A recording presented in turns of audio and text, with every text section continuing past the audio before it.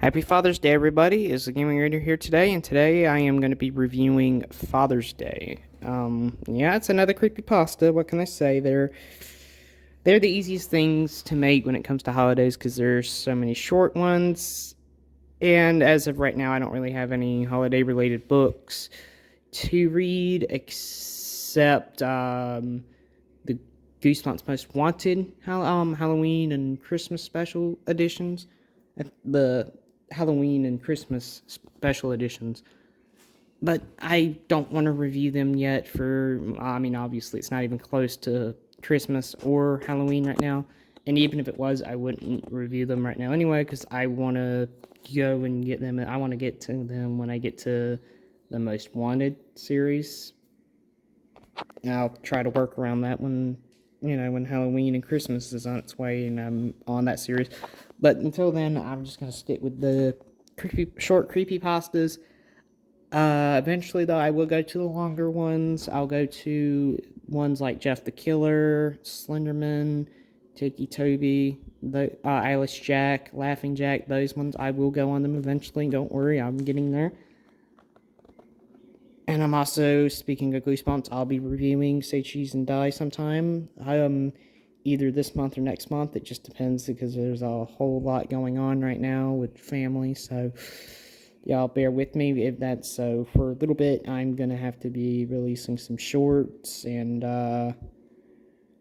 that's pretty much it. Just some shorts of video games and maybe some questions about books and all that. But hopefully I'll be able to work on some bigger projects. I'm going to try to, but if that doesn't happen, y'all please bear with me. But with that said, let's go ahead and get into the video. Father's Day.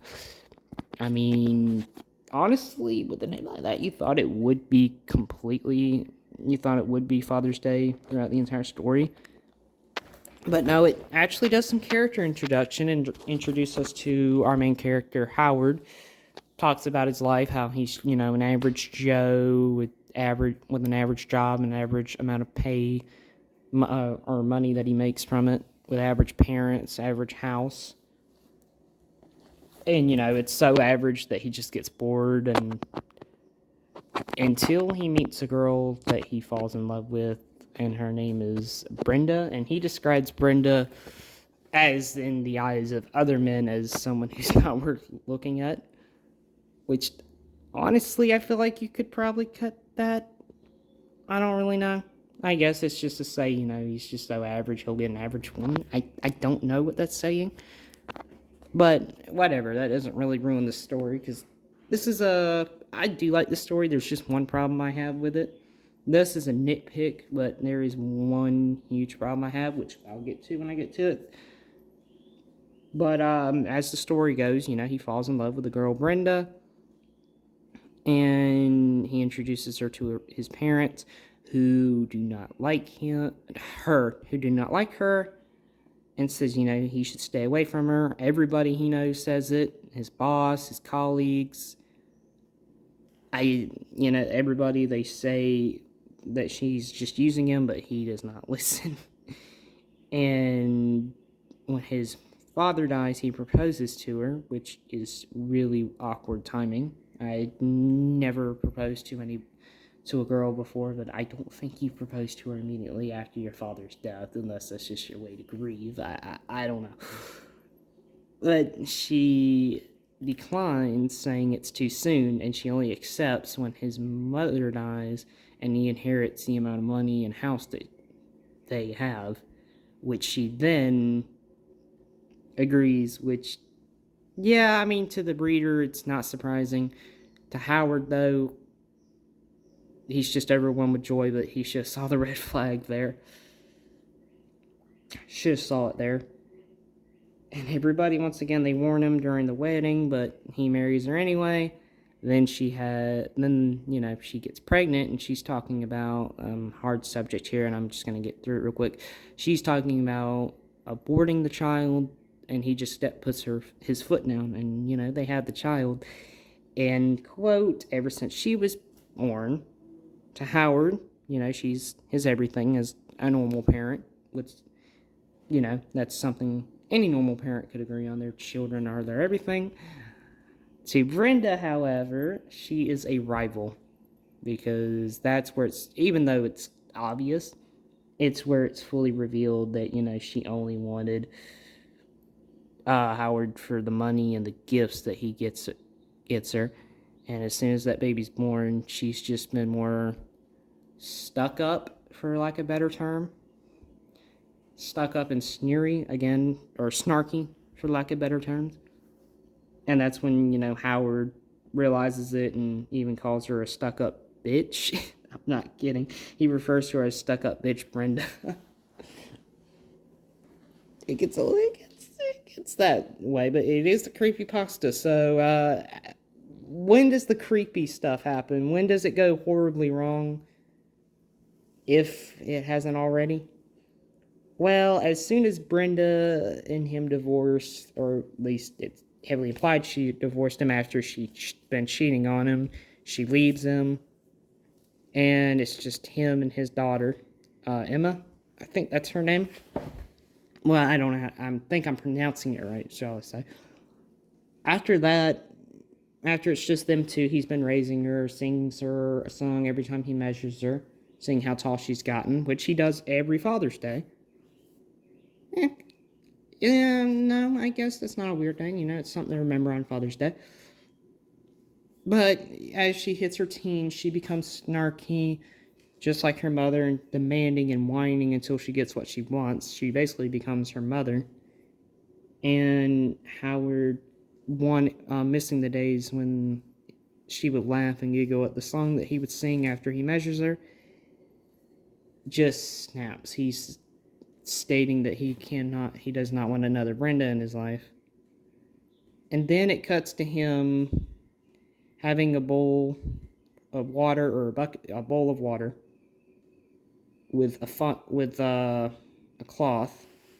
He goes upstairs and nurses his daughter, whose legs have been cut off, whose hands have been cut off, and her tongue has been removed. Yeah, I mean, y'all are probably thinking, that what the fuck, that came out of nowhere, or something along those lines. Yeah, it did. Like, it was hinted at, but I felt like it just gave you one hint, like, oh, he's not going to handle another Barbara. And then it just cuts to that. That's the problem I had with this creepypasta. Like, it was close to being a really good creepypasta, and I still think it's a good one of the better ones I read. I'll gladly read it over and over again compared to Cupcakes, but to be fair, I would read every creepypasta that I read and reviewed on here over and over again the rest of my life before I read Cupcakes again, so that's not really a compliment. But this creepypasta, as I stated, it was close to being good, and I still think it is. It's still one of the better ones. But I felt, and probably being a dead horse here, I felt like you could have been a little longer. All you had to do was just add 1 or 2 paragraphs.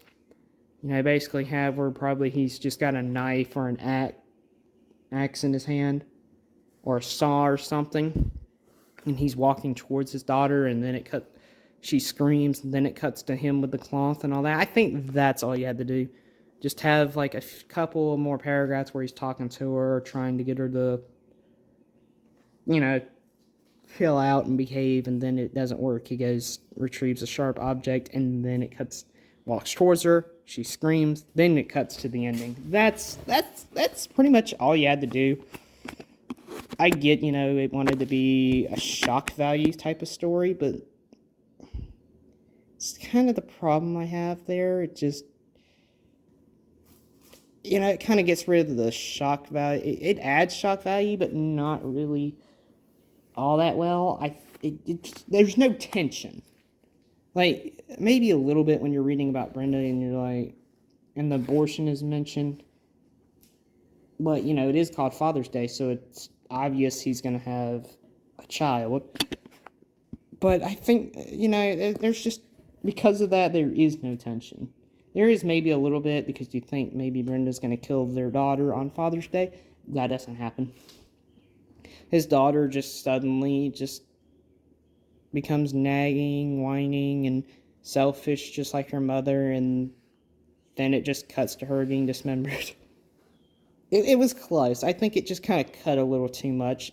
Again, if it just added a couple more paragraphs, maybe three, would have been amazing. But it's just good.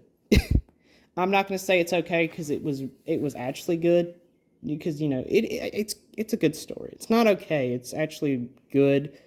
Thank God I got a creepypasta. I read a creepypasta that's actually good. I just think it's, you know, being kept to being in the amazing category because it's missing a few paragraphs that I think could have made it amazing.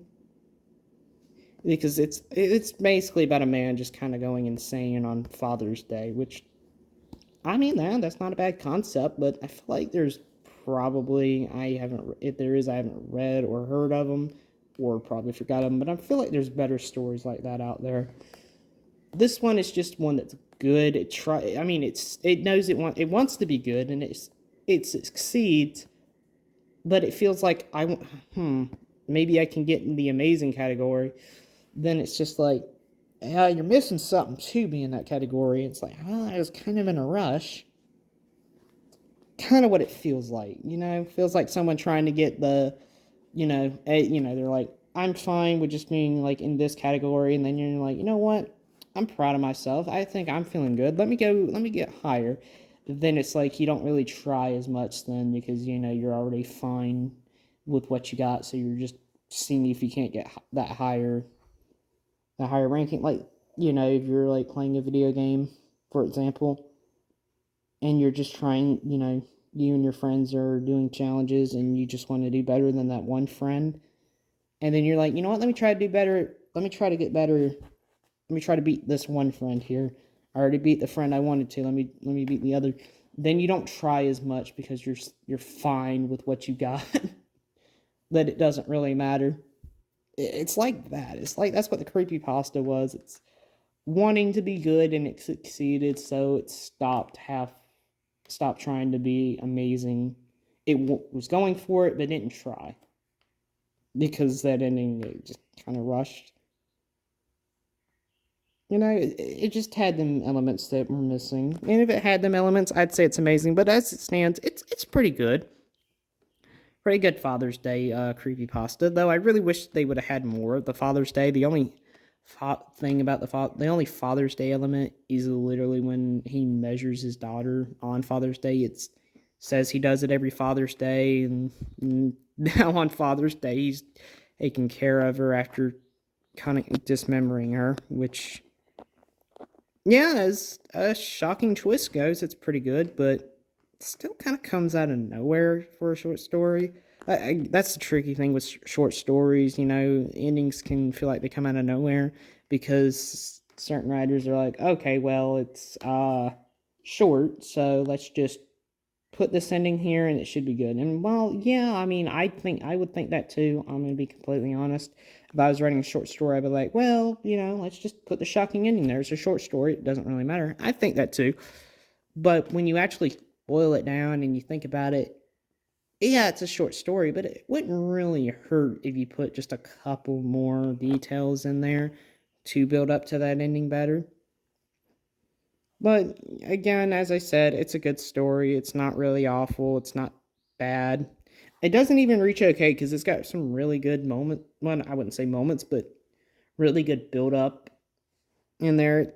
It's actually a pretty good and interesting read. I just felt like it fell flat with the ending because there was no build up to it. It just comes out of nowhere.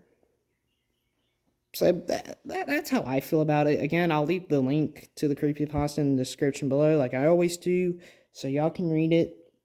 And if y'all have read it, tell me what y'all think. Do y'all like it? Do y'all hate it? Do you agree with me? Do you think it's okay? Or do you just not really care to read it because it just doesn't sound interesting? Does it sound interesting and you're going to read it and see what you think? I'm not alone with the ending. A lot of people did say they like it, but the ending came out of nowhere. Or I think there was at least like one person said the ending ruined it because it just came out of nowhere.